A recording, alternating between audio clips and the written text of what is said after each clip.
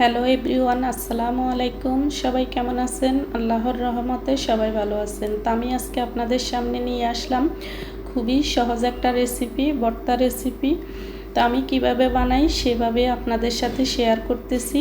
তো প্রথমে আমি ভর্তার জন্য কিছু সিম সুন্দর করে কেটে ধুয়ে পরিষ্কার করে সিদ্ধ করে নিব। তো এই যে সিদ্ধ হয়ে গেছে, এবার আমি পানিটা একদম শুকিয়ে নিব। পানিটা শুকিয়ে গেছে, আমি এই যে সিমটা সিদ্ধ হয়ে গেছে আপনাদেরকে দেখিয়ে দিচ্ছি। এরপর আমি সুন্দর করে 2 পিস মাছ ভেজে নিব।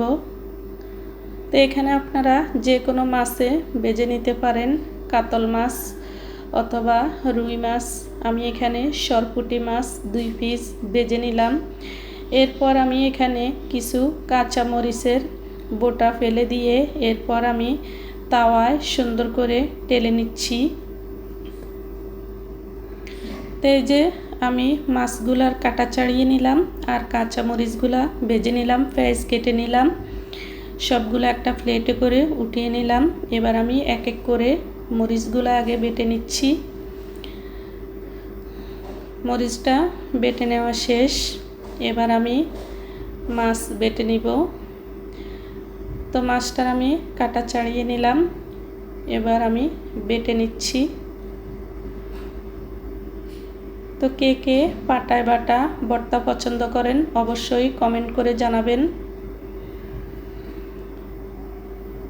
এরপর আমি সিমগুলাকে বেটে নিব।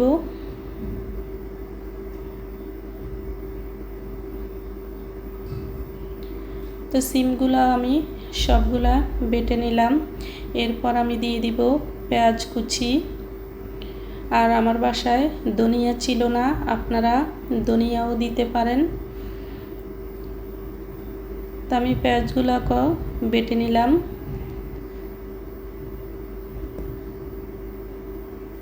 এরপরে স্বাদ মতো লবণ দিয়ে দিলাম। তৈরি হয়ে গেল আমার ভর্তা বেটে নেওয়া। তো এই যে এবার আমি উঠিয়ে নিব। তো এবার আমি ভর্তাগুলোকে মিক্সার করে নিব, হাত দিয়ে সুন্দর করে মিক্স করে নিতেছি।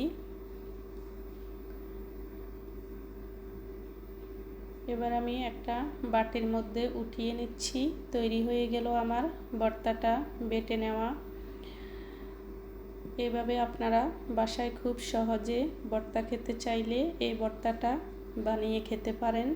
যদি ভিডিওটা ভালো লাগে প্লিজ একটা লাইক করবেন, একটা শেয়ার করবেন আর একটা কমেন্ট করতে ভুলবেন না। আর প্লিজ যদি আমার কোনো কিছু ভুল হয়ে থাকে ক্ষমার দৃষ্টিতে দেখবেন। সবাই ভালো থাকবেন, সুস্থ থাকবেন। আর আমার ভিডিওটা দেখার জন্য সবাইকে ধন্যবাদ। আল্লাহ হাফেজ।